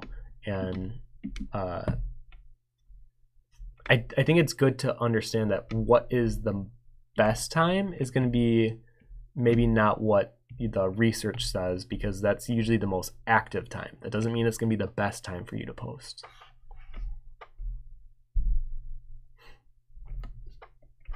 I love Sean Andrew Murray. Yes, he's great. Really cool. Andrea says, I'm trying to get over realism a bit, so I'm taking Vanessa Lemon's class in abstract mark making right now. So I actually got to teach with Vanessa at a workshop, and she's lovely. She's very, very firm, but she's lovely. And watching her do her demo was great because, yeah, she is so free with just letting paint explore shapes within her medium of like pushing paint around. And as soon as something looked really good, she would kind of show the class she'd be like, okay, now see where we're at. And then she'd like swipe it all off and like start again.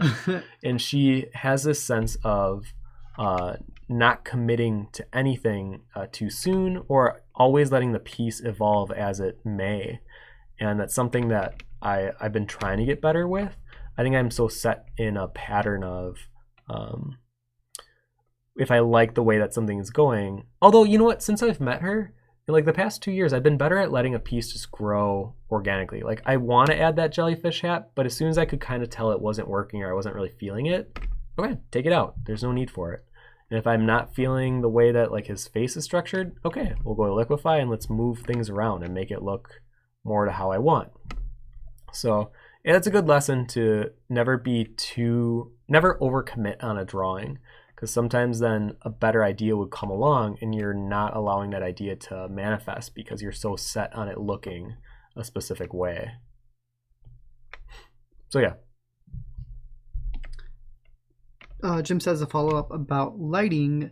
You struck a chord with that answer. I've been a little obsessed with realistic lighting to date, but I'm a little bored with rendering realistically. Not sure why. And I got to that point too. It got to a point where it just didn't give me that same joy as it did in my college years, where it was so exciting showing someone how close I could get it to looking accurate to life. And I found so many other artists at the time that were doing spit painting and quick painting that felt you could just feel the joy and energy in their work. And I felt like mine was reading more flat and more nuanced because I was so obsessed with it reading accurately. And once I was able to let that go, I feel like my art then really took a turn for the more like abstract. And it's not like crazy abstract by any means, but I definitely think like lighting specifically took a dive into the more unrealistic realm. And I'm going to keep it there. It's more fun for me. That's it. I think you have a lot of fun doing it. I And do. you're always like coming up with crazy ideas and trying new things. Even like the jellyfish hat, you're always doing things that are, at least try it out and see. I think you gotta. As soon as you have an idea that pops in your head, I mean, what if it makes your piece go from like a 6 to a 8, you know, in terms of like how cool it is. That's happened to me before. That happens all the time, actually. So you never know when a piece will be way better if you make just one change or one adjustment to it. Man, I feel like I'm kind of done. I feel like I finished a little early. Because like I could keep adding to this, but like these are supposed to be kind of quicker. I don't want them to be super rendered. I guess just for fun, I could do a little bit of coloring on it. I normally don't do this, so maybe that will be kind of a fun adventure. Yeah, let's try that. The fish friends too at all? The what? The little fish friends?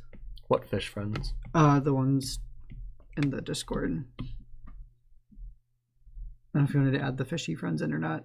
Oh, no, those were going to be like inspiration for shapes. Oh, okay.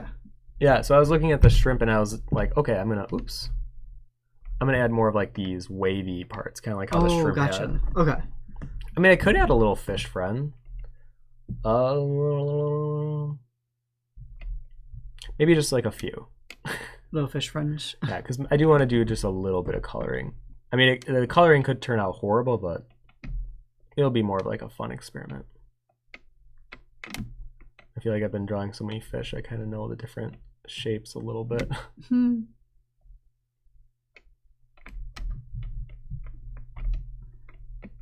But what other questions we got?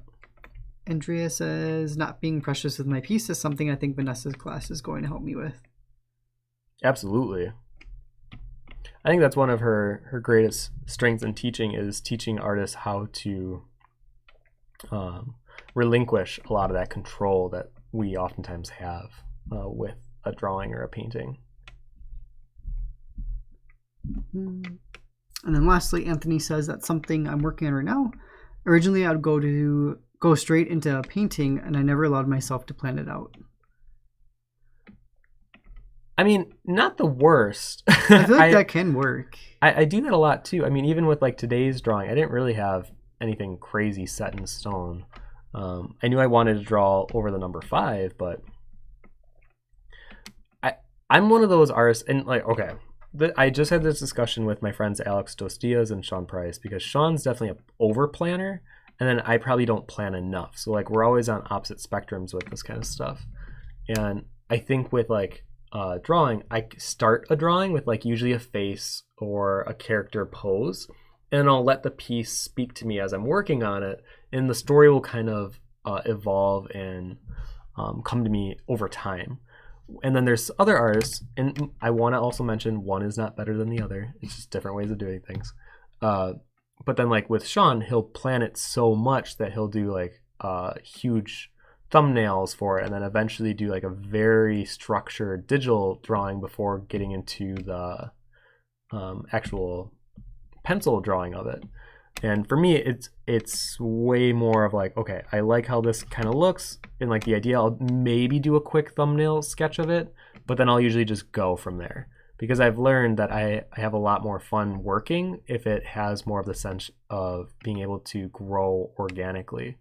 Now, this isn't going to be right for everyone, so you got to figure out what type of an artist you are, because some of you might hear that and be like, oh, that is literally the worst type of way of working, of like not having any plan going into it. But for me, that's exactly the type of work process that I needed to really enjoy working on a drawing. I think that's why these bigger ones are driving me crazy, because I don't plan enough beforehand. And then with such a big composition, it can be kind of hard to work with. So I'm learning if I do bigger compositions, it is better to have thumbnails and something before starting. Actually, I'm going to do like 2 ring of bubbles. Ooh. Just so gaudy.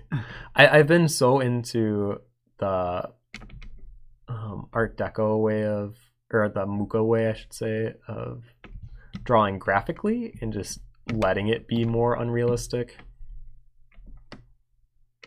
So I'm going to have 2 rings of these bubbles. And I think I've been so inspired lately. I got a bunch of these books that are like, 18th, 19th century artists that just allow their work to be more graphic in nature. And by graphic, I mean like graphic design, not graphic as in gory. And I've been really enjoying the look of all of that. So I've been just diving into the deep end of having my pieces also kind of reflect that same decadence, that same quality of like poster. And I like the look of it. Yeah, who is that? Because you just got the book at, it was the discount book place. Was that one artist? It was like it was an older artist. I want to say like 18th century. But, oh my gosh, I thought you got his book too. But he had like that really cool, I mean, it was definitely more like settings. Oh no, that was like 14th century. That was like Vienna. Oh, was that? I could not remember his name. But even that, I feel like you've been kind of like being interested in some, I guess, very different ones that I wouldn't be into. I mean, his is definitely like very trying to be realistic, which I'm kind of getting away from. Oh, I didn't do it on a separate layer. That's okay. But yeah, he kind of had that same level of gaudiness and like decadence. And I've been trying to echo that more in my work. Alex is here, present. Hey, we were just talking about you. Alex, well, hello. And actually, Alex is a good example. I really actually want to do like a podcast with Alex about creating subject matter with like purpose, because Alex is different than me and Sean, because we usually do works like once a week. We work all together, and we're all very different. Where I think Alex is somewhere in between me and Sean. Sean's over planning. I don't plan enough. And then Alex, I think, allows himself to plan a lot of like the elements in a piece and have meaning. But then I think he also allows the piece to grow and edit as it needs to. And I think I can learn a lot from Sean and Alex on like putting more context into the elements that I'm adding in. Like even with this piece, what do these fish represent? Like, why are they here? And if this was an Alex Dos Dias piece, like this fish means rebirth, and, or maybe it means vanity, and that's what's being represented in him. So then it's represented in the elements that are included outside of the actual subject matter as well. So he's a really good example of, or his work is a good example of everything having a meaning, and I'm trying to have more of that within my own work too. Is this all in one layer? Alex is like a philosopher. Yeah, in a lot of ways, yeah. All right, we're going to have some fun for the last, 20 minutes? I'm going to do something I normally don't do. I'm going to do some digital painting. Ooh. Oh, you're actually into color? Mm-hmm. Oof.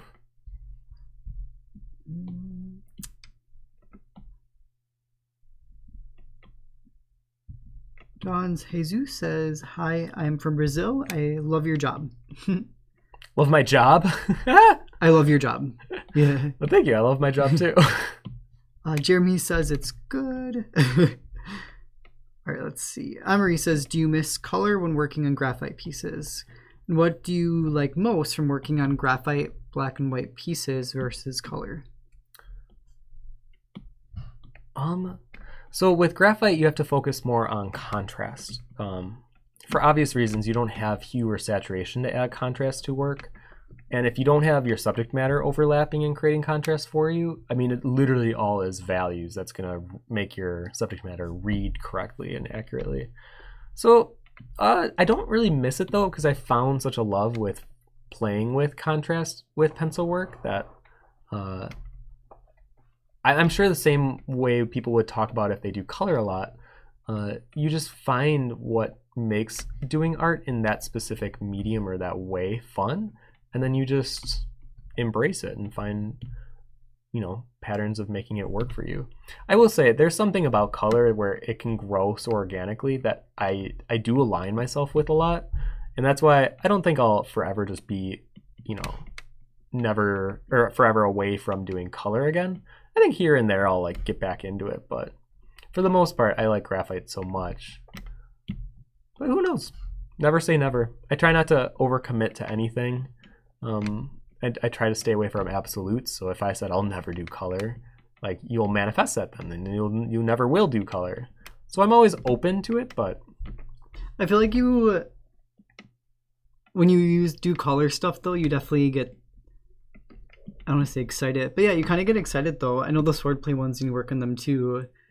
There was a lot of frustration with it because you just weren't getting what you wanted.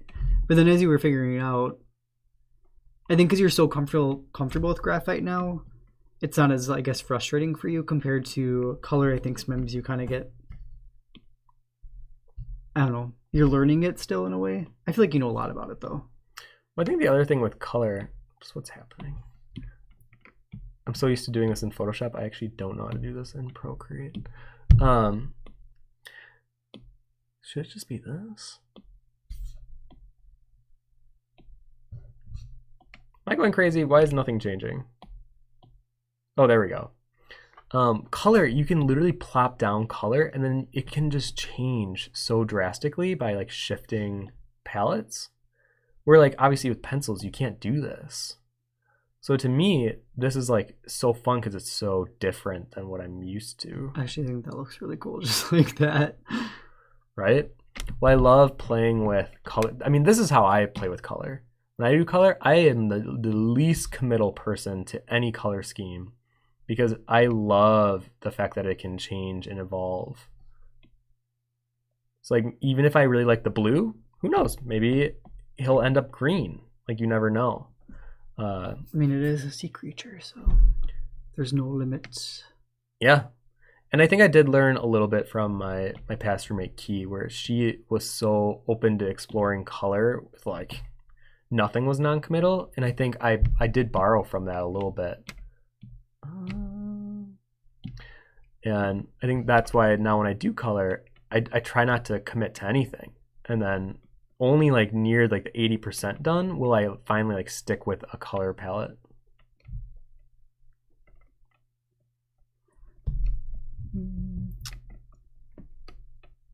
Anthony says, I look at my sketchbooks and I fantasize about myself as Da Vinci with his journals being displayed in the Louvre. Alex says, it depends on what you are working on as well. I like to do planned and unplanned drawing to keep my mind fresh and not grow stagnant with the same process. That's true. Because I think it's very easy to get bored with a process that you're like committing to over time. Carlos says, excited to have my first iPad later this June. Yay. They're so nice. Yeah, I think, what's this called again? The program? Oh, Procreate. I forgot the name. Yeah, Procreate. Like, it's just nice to have on the go too. Because like usually I'll drive and then Tim can just bring the iPad along too. Mm-hmm. It's like a nice thing to carry along. Alex says, calling me out. Decoration is good too.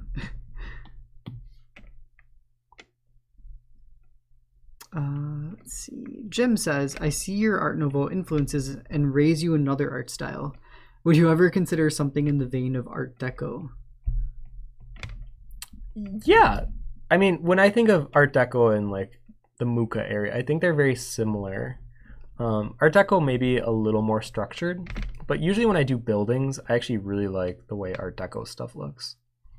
This color palette's gross. So yeah, I could definitely see myself changing it up a bit. I also like working dark to light, so it's kind of weird that I'm starting so light.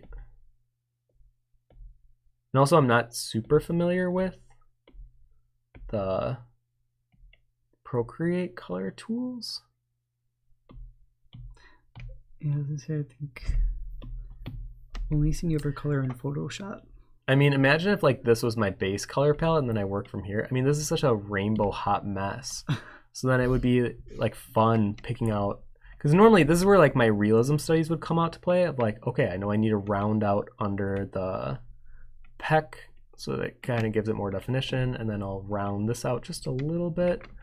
It's like this is where, you know, realism does come into handy, because then I can make something still feel like it has form without having like realistic lighting per se. Like this hand, this palm would have more lighting.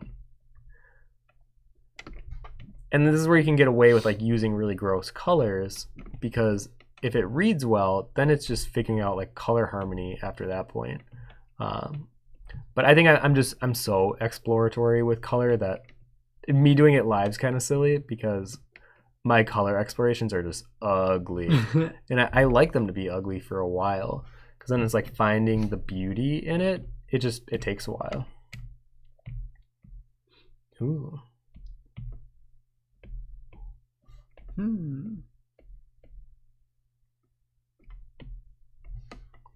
Here I am, like, I think all of these look really cool. Every time you click one, I'm like, go with that one. And then you click the next one, and then...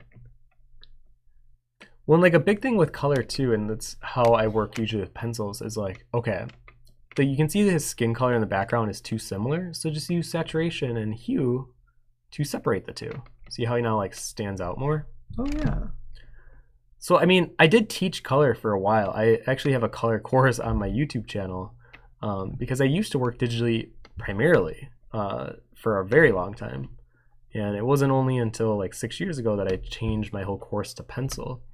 But I did do a lot of research on color and how to work with it. And a lot of you are probably looking at this like, I doubt that. Like, where did you teach? How did you get accredited? But like these type of tricks though are really useful for younger artists figuring out how to work with color in their pieces, because I think we're so conditioned to the whole notion of grass is blue, or grass is green, sky is blue, which I can't stand. And I wish more artists would play with colors that maybe are more unrealistic, but add so much more to the piece. Alina, you just switching color schemes so easily in Procreate makes me cry as a watercolor artist with no access to digital. Yeah. I mean, trust me, this is also not super familiar to me either. I'm normally a pencil artist, so this is kind of returning my roots though with color. I do really like working with it, or not working with it, I would say experimenting with it, because it's like I can be as bold as I want. With like pencils, it's a little more like, once the pencils are down, like they're kind of down unless if you work light enough to erase it. But to me, this is literally the beauty of working digitally, is being able to edit on the go. Nothing's committal. Oh yeah, Lena says, finally have a full-time job again, so I'm hoping to save for an iPad soon, as it'd really help with both work and art. Yeah, especially for your watercolor stuff. I mean, that's hard that you can't like, it's a little bit harder to experiment with colors with that, because yeah. Well, obviously, like you're using resources doing that, and then you also get only one chance. It's probably better if you learn color digitally alongside working traditional, because you can learn a lot of exploratory measures working digitally, but then it's good to work traditionally too, because there's a lot of like just understanding the medium that you're working with, because watercolor is very tricky. It is not something that you just like fall into. It is something that usually takes a lot of time and effort to understand, and how to work with the water drying and how quick you can work with it and all that stuff. Oh, Tim, I like that green. That one, like yeah. Minty.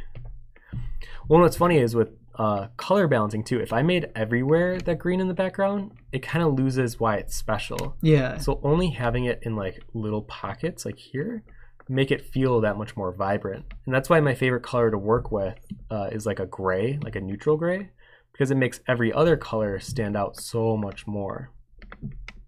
And honestly, if I was actually being serious about coloring this, I would probably fill in the subject matter first, like this, and like separate the background from the subject matter and do all that stuff. But I was just being silly for the last, what are we at, 10 minutes. But you know what, I'm gonna just delete all this because I'm not liking the direction anyways. No. No. Sorry. I'm just gonna keep it a black and white sketch. I might edit the proportions a little bit though. You know what? Let me duplicate it just in case I don't like what I do. And then I'm gonna go ahead and post it. So if you guys want to post your number 5 merman, we're gonna take a quick look at those, and then we're gonna call the stream over. So thank you for all those who just indulged me doing color throw up for 10 minutes there. And remember, you can post your mermaids in the stream follow along channel on Discord, and then Tim will be sharing those later today. I almost want to take a look at them too. Yeah, look at them. Actually, I can get these pulled up. Yeah, I feel pretty, and you can still see the 5 pretty visibly, which is kind of fun.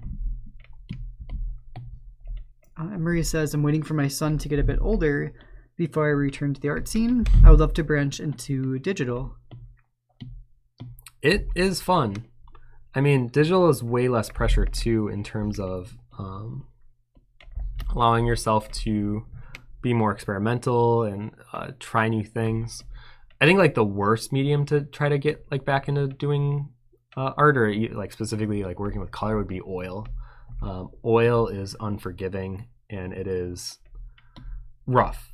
And I think it's good to learn with a medium that is more forgiving, just so that when you go to a medium that isn't nearly as forgiving, at least you understand the fundamentals and the foundations of what you were trying to gain from it anyways first. Ooh, I don't know if I like that.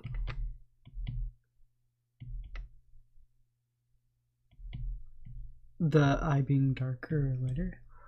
Yeah. I like the light. I think it looks cool lighter. Yeah, I'm gonna just undo that.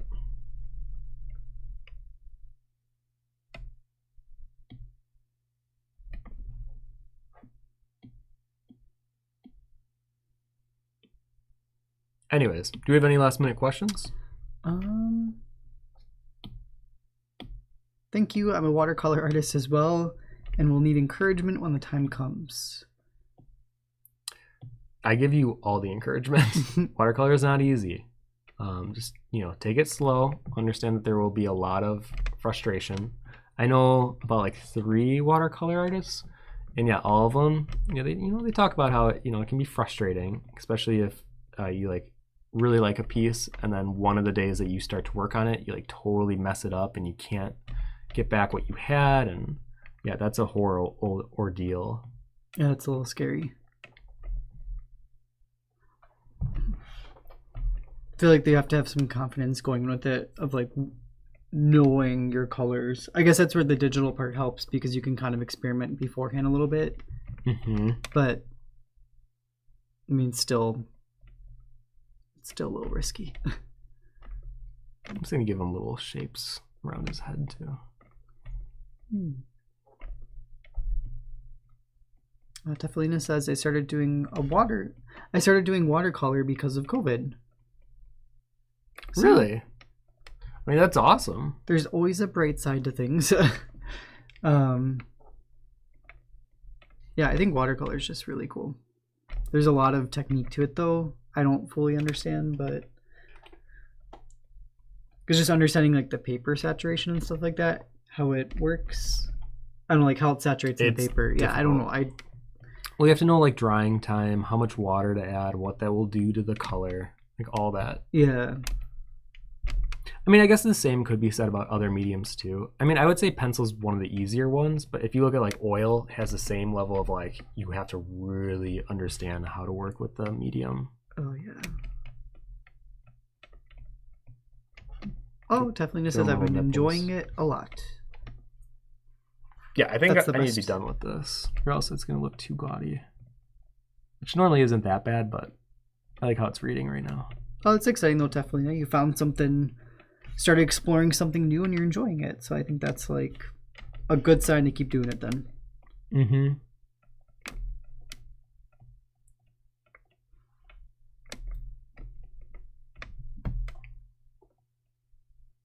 Nothing? We're good, yeah. Hey, all right.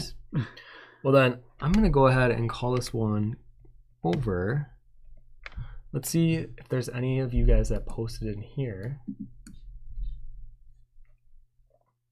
You know what? I'm gonna switch then to the Cintiq. Right, I need to move this over. Okay, so yeah, that was my final number 5 sketch. I'm going to switch over, so I'm going to change that. And so this is a Cintiq. I love what you guys have been doing, or like the few that I saw was like these 3. It's just so cool how to see everyone having the same initial pose or foundation, and then to see where you take that pose. So different. Oh, see, you gave them the Ooh. hat. That's what I wanted to do. I couldn't make it work. I didn't like how I made it work. And even like that, Ooh. I like how you know the placement of the body to still read as a 5 regardless. But I do like how you even made yours upside down. I want to try a little bit more of that with my future numbers too. So yeah, if any of you have more of them that you want to post, I will definitely be sharing them later. Oh, bring that back. And yeah, I think we're gonna call this one quits. So this was more like a fun side stream, nothing too serious, but thank you guys for coming. And thank you, Josh, for helping mod. Oh yeah. Actually, there's some good questions this week. Yeah, so I guess before we leave, just one last reminder that I do have a Kickstarter going on right now. You can look that up. It's for my 4th art book. And then I will be posting these Mermay sketches on my Instagram every day. And I'll be posting an hour of work on my 5-foot drawing on Patreon that you can see right now. And yeah, we're going to go celebrate our 3rd year anniversary. We're going to go to dinner and have some fun, maybe buy a tiller, as people do on their 3rd anniversary. Good times. And yeah, thank you guys so much for joining for today. I hope you guys had fun watching me draw this Vanity 5 mermaid, or merman. And yeah, that's all I got. Any last words? No, it's just good seeing everyone again. It's been a bit, so it's just nice to be back. Yeah, I agree. All right, take care, everyone, and until next time, hopefully we'll see you next Wednesday. All right, bye.